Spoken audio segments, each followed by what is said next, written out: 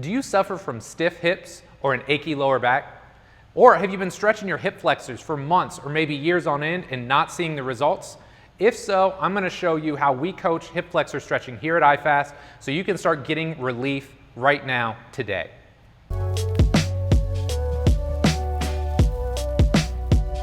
Hey guys, Mike Robertson from iFast here, and I hate to break it to you, but way too often when people think they're stretching their hip flexors, they're not doing it the right way.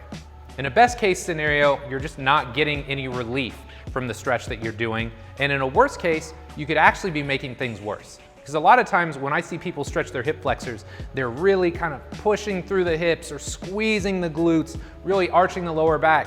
And while they may feel a stretch in something close to the right area, they're really not stretching the hip flexors in the safest and the most efficacious way possible. So what I want to do for you here today, I want to show you how we set up and how we cue this. Now keep in mind, anytime you're doing a stretch, you're going to get a passive change, but if you really want to fix how your hip flexors work, you're going to have to reset your breathing pattern as well. And that goes beyond this video. But if you guys want some temporary relief, or you just want to figure out the best way to stretch your hip flexors, I'm going to show you how to do that right now. All right guys, so I'm going to actually show you two different variations of this hip flexor stretch.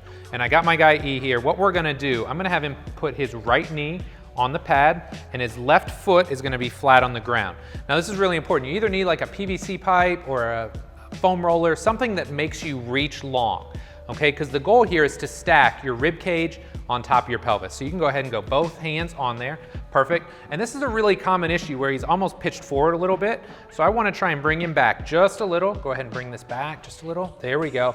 So the rib cage is back. The arms are long. And then from this position, you can see he's got his toes curled underneath him just a little bit. And then don't force it here, guys. Let the magic happen. Inhale through the nose. Perfect. Exhale fully through the mouth. Really work on that nice full exhale. All right, don't make it any harder than it has to be. Think about staying tall, rib cage stacked on top of pelvis, full exhales. Generally, I'll go 5 to 6 breaths, and then I'll switch sides. All right, guys, so here's a second way you can do this. What I want E to do, he's actually gonna put the top of his foot on this little PVC holder that we've got. Now, it doesn't have to be this. It can be a PVC holder, it can be a couch, can be a bench, whatever you have access to. He's gonna start here and then bring his knee down onto the mat. Now, otherwise the setup's almost identical, right? He's got his rib cage back, he's reaching long, keeping this upper back open.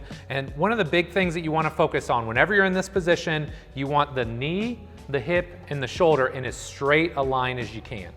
Okay, again, focusing on the breath. You don't have to do anything else. Nice full inhale, nice full exhale, get all the air out. You should feel the abs turn on. You should feel a nice stretch through the hip flexors.